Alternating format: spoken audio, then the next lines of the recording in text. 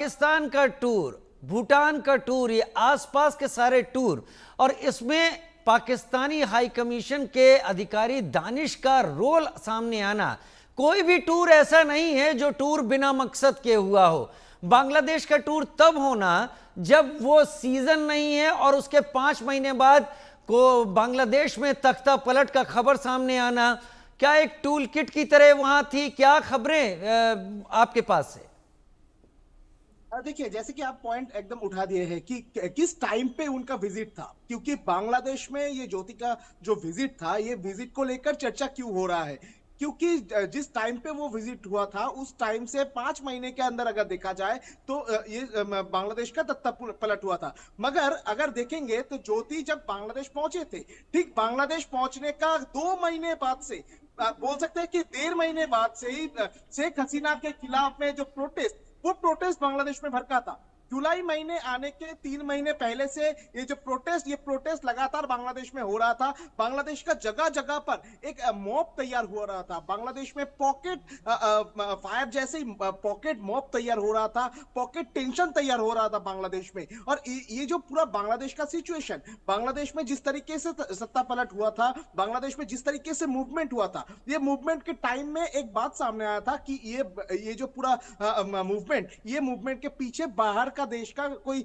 शक्ति काम कर सकता है। और ज्योति का ये जो बांग्लादेश सफर, इसका टाइम पीरियड भी अगर आप देखेंगे तो उस टाइम पीरियड के साथ आपको सिमिलरिटी मिलेगा। दूसरी तरफ अगर देखा जाए तो बांग्लादेश में पहुंचने के बाद ज्योति के साथ क्या क्या हुआ था, ज्योति कौन से हिस्से में पहुंचे थे, कौन से जगह का तस्वीर सामने उठ के आया था, वो चीज के ऊपर गौर करना पड़ेगा। क्योंकि जैसे मेरा कॉलीग समय बोल रहा था कि जिस तरीके से स्टूडेंट के साथ बातचीत कर रहे थे ज्योति, जिस तरीके से स्टूडेंट फेडरेशन, यानी जो स्टूडेंट के तरफ से ये प्रोटेस्ट भड़का था, जो स्टूडेंट पहली बार ये जो प्रोटेस्ट का जो मेन मुद्दा, वो मुद्दा को उठाए थे, उन लोगों के साथ मुलाकात करना, जिस जगह से प्रोटेस्ट पहली बार भड़का था उस जगह पे ज्योति का पहुंचना, ये सब चीज ही अभी जांच एजेंसी के दिमाग में है और जांच एजेंसी की तरफ से जांच किया जा रहा है। दूसरी तरफ अगर देखेंगे तो ज्योति मल्होत्रा जब गिरफ्तार हो रहा है, ठीक उसी टाइम पर भी जैसे कि सूत्र के हवाले से खबर मिल रहा है कि ज्योति मल्होत्रा का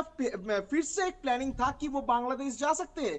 बांग्लादेश में जाने के लिए वीसा में एप्लीकेशन करने का बात भी सामने आ रहा है और जांच एजेंसी की तरफ से ये भी जांच किया जा रहा है। सिर्फ यही नहीं, इसके साथ साथ ही ज्योति मल्होत्रा का जो मोबाइल डिवाइस जो सोशल मीडिया प्लेटफॉर्म में इस्तेमाल होता था, उसको जब जांच किया जा रहा था, उसमें से भी बहुत सारे जगह का तस्वीर, बहुत सारे जगह का जिसमें जैसे बांग्लादेश का इंफॉर्मेशन है, वैसा ही बांग्लादेश का जो रिलेटेड एरिया, यानी बांग्लादेश का जो बॉर्डर एरिया भारत के साथ शेयर होता है, वो पश्चिम बंगाल का उस हिस्सा का भी कनेक्शन ज्योति के साथ निकल के आया है। क्योंकि आप देखेंगे जिस टाइम पे पिछले साल का अगर बात किया जाए, पिछले साल में जिस टाइम में ज्योति बांग्लादेश पहुंचा था, बांग्लादेश में पहुंचना, उसके बाद घूमना, उसके बाद ज्योति का क्या शेड्यूल था, उसके बाद ज्योति मैत्री एक्सप्रेस को इस्तेमाल करके कोलकाता में आप पहुंचे थे। मैत्री एक्सप्रेस जो कि बंगाल के साथ बांग्लादेश का कनेक्शन करते हैं,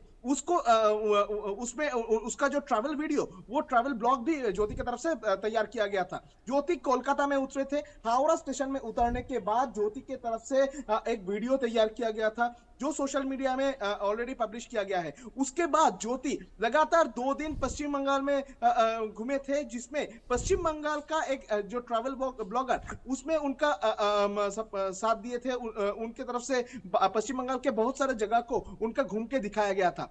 ये जो पूरा ट्रैवल सिचुएशन, ये जो अगर आप सिनेरियो देखेंगे तो इसमें आपको देखने को मिलेगा कि ज्योति ने बांग्लादेश के बाद बंगाल में आने का फैसला लिया था।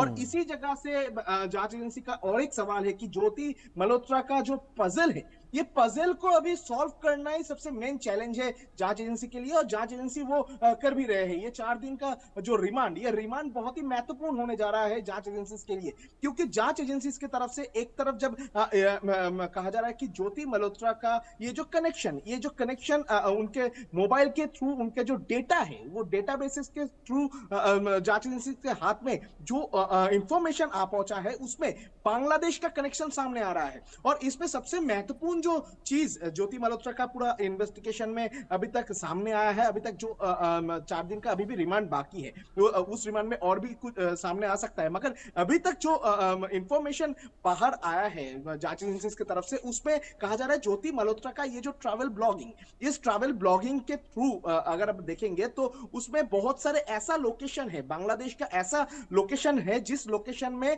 शेख हसीना का जब शेख हसीना को जब देश छोड़ने पड़ी थी, ठीक उस वो लगातार 3 दिन जिस जगह पे सबसे ज्यादा मूवमेंट हुआ था, और शेख हसीना देश छोड़ने के बाद जिस जिस जगह पर शेख मुजीबुर रहमान के जो तस्वीर थे उस जगह पर हमले का घटना घटाया गया था, जिस जगह पर सबसे ज्यादा हिंसा का घटना घटाया गया था, ये सब जगह में भी ज्योति का ट्रैवल ब्लॉगिंग का जो तस्वीर, वो तस्वीर भी सामने आया है। यानी ज्योति का बांग्लादेश के साथ जो कनेक्शन, इसमें क्या पाकिस्तान का कोई लिंक था, पाकिस्तान की तरफ से क्या ज्योति को स्पॉन्सर किया गया था, इस तरीके का सवाल भी जिस तरीके से आएगा, उसी तरीके से सवाल आएगा क्या बांग्लादेश में जो घटना घटाया गया था उसमें ज्योति का कोई रोल था, ये सवाल भी सामने आ रहा है। एकदम एकदम आपका इशारा सही। आप दोनों बने रहिए मेरे साथ, क्योंकि आप जो कहना चाह रहे हैं, आप ये समझाने की कोशिश कर रहे हैं रैनिक कि क्या बांग्लादेश जाने के बाद ज्योति ने पाकिस्तानी हाई कमीशन के किसी मैसेज को वहां पर दिया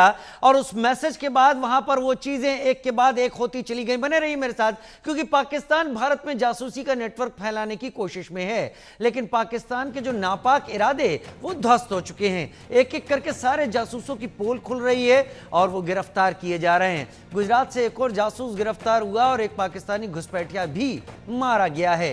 एक रिपोर्ट देखिए।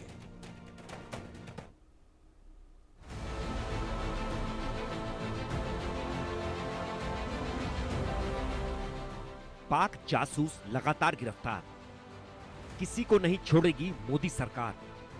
पाक का जासूसी नेटवर्क ध्वस्त। पाकिस्तान भारत में अपना जासूसी नेटवर्क फैलाने की कोशिश कर रहा है, लेकिन उसकी यह नापाक साजिश पूरी तरह फेल कर दी गई है और एक एक कर सारे जासूस गिरफ्तार किए जा रहे हैं। गुजरात के कच्छ से सहदेव सिंह गोहिल नाम का जासूस गिरफ्तार कर लिया गया है। यह पाकिस्तानी खुफिया विभाग ISI को भारत के संवेदनशील जगहों की जानकारी भेज रहा था। हेल्थ वर्कर के रूप में कार्यरत सहदेव सिंह अदिति भारद्वाज नामक पाकिस्तानी एजेंट के संपर्क में था। दोनों के बीच व्हाट्सएप पर बातचीत होती थी। जनवरी 2025 में सहदेव सिंह ने अपने आधार कार्ड से भारतीय सिम कार्ड लिया और फरवरी 2025 में उस सिम कार्ड को OTP के जरिए अदिति भारद्वाज को सौंप दिया, जिससे व्हाट्सएप कॉलिंग और मैसेजिंग शुरू की गई। सहदेव सिंह को जासूसी के बदले में 40,000 रुपए तक की राशि मिल चुकी थी। वह कॉन्ट्रैक्चुअल बेसिस पर पाकिस्तान के लिए काम कर रहा था। बताया जा रहा है कि उसके फोन को फॉरेंसिक साइंस लेबोरेटरी को भेजा गया है, जहां से उसकी चैटिंग, लोकेशन और मीडिया ट्रांसफर का विश्लेषण किया जा रहा है। गुजरात ATS मामले की गहराई से जांच कर रही है।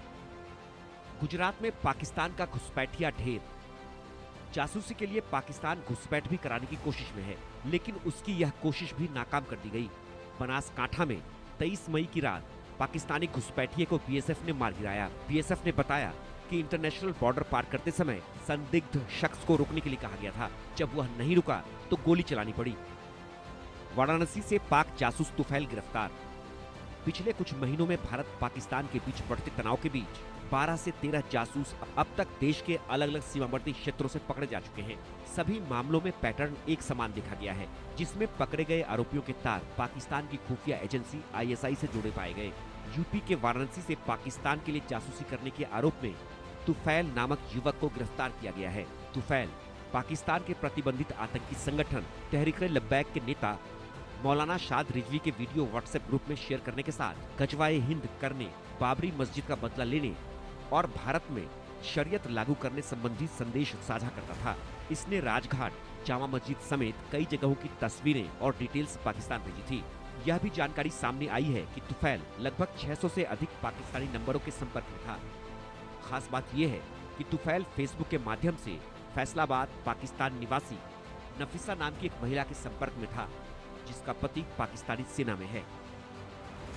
जैसलमेर से पाक जासूस पठान खान गिरफ्तार। राजस्थान में इंटेलिजेंस ने पाकिस्तानी जासूस पठान खान को गिरफ्तार किया है। यह साल 2013 में पाकिस्तान गया था, जहां वह ISI अधिकारियों के संपर्क में आया। इसे वहां जासूसी की ट्रेनिंग भी दी गई थी। पठान खान अंतर्राष्ट्रीय सीमा से जुड़ी संवेदनशील और गोपनीय जानकारी पाकिस्तानी हैंडलर्स के साथ साझा करता था। दिल्ली से पाक जासूस हारून गिरफ्तार। यूपी एटीएस ने पाकिस्तान के लिए जासूसी करने के आरोप में दिल्ली से हारून को गिरफ्तार किया है। हारून ने 2 शादियां की, जिसमें उसकी एक बीवी पाकिस्तान में है। इसने दूसरी शादी पाकिस्तान में रह रही बुआ की बेटी से ही कर ली और इसी बहाने पाकिस्तान जाने लगा। वह दिल्ली में पाकिस्तान दूतावास के कर्मचारी मुजम्मिल हुसैन के साथ मिलकर लोगों को वीजा दिलाने के नाम पर अवैध वसूली कर रहा था। भारत सरकार ने मुजम्मिल हुसैन को पहले ही देश छोड़ने का फरमान सुना दिया था। जासूसों की गिरफ्तारी की कड़ी में मुरादाबाद से पाक जासूस शहजाद का भी नाम है। इसके ऊपर भी संवेदनशील जानकारियां साझा करने का आरोप है। पाकिस्तान लगातार भारत में जासूसी नेटवर्क स्थापित करने की कोशिश कर रहा है, लेकिन उसकी यह चाल कभी सफल नहीं होने दी जाएगी। सरकार देश में छिपे गद्दारों को भी छोड़ने वाली नहीं है। Bureau report, India news. दोनों मेरे खास सहयोगी मेरे साथ इस वक्त लगातार बने हुए हैं।